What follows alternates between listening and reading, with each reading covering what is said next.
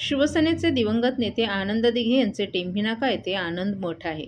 आनंद दिघे यांच्या निधनानंतर शिंदे गटाचे पक्षीय कामकाज या आनंद मठातून सुरू झालं. टेंभी नाका हा शिवसेनेचा बालेकिल्ला, परंतु या टेंभी नाका भागातूनच बंडखोरी झाली. शिंदे गटाचे टेंभी नाका येथील शाखा प्रमुख निखिल बुडजडे यांनी अपक्ष अर्ज दाखल करण्याची भूमिका घेतली आहे. त्यामुळे आता टेंभी नाक्यावरच बंडखोरी झाल्याची चर्चा सुरू झाली आहे. शिवसेनेचे दिवंगत नेते आनंद दिघे हे हयात असताना टेंभी नाका येथील आनंद मठातून नागरिकांच्या समस्या सोडवित असत. त्यांच्या निधनानंतरही टेंभी नाक्याचं महत्त्व होतं.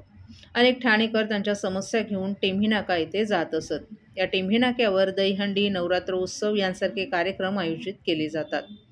उपमुख्यमंत्री एकनाथ शिंदे यांनी उद्धव ठाकरे यांची साथ सोडल्यानंतर शिंदे गटानं या आनंद आश्रमातून त्यांचं पक्षाचं कामकाज सुरू केलं होतं.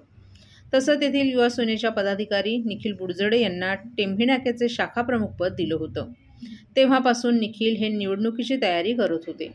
टेंभी नाका हा शिवसेनेचा बालेकिल्ला, परंतु निखिल यांना उमेदवारी नाकारल्यानं त्यांनी अपक्ष उमेदवारीचा अर्ज आता दाखल करण्याचा निर्णय घेतलाय. त्यांनी चरी येथील कार्यालयातून त्यांच्या समर्थकांना एकत्र करून उमेदवारी अर्ज दाखल करण्यास निघाले. आपली भूमिका पक्षविरोधी नाही, 25 वर्ष प्रभागाचा सत्यानाश झाला, काम केलं जातं असं दाखवून फक्त टक्केवारी काढली जाते. त्या विरोधात लढाई द्यायची आहे. पक्षाविरोधात किंवा साहेबांविरोधात भूमिका नाही, असं स्पष्टीकरण निखिल बुडजडे यांनी दिले.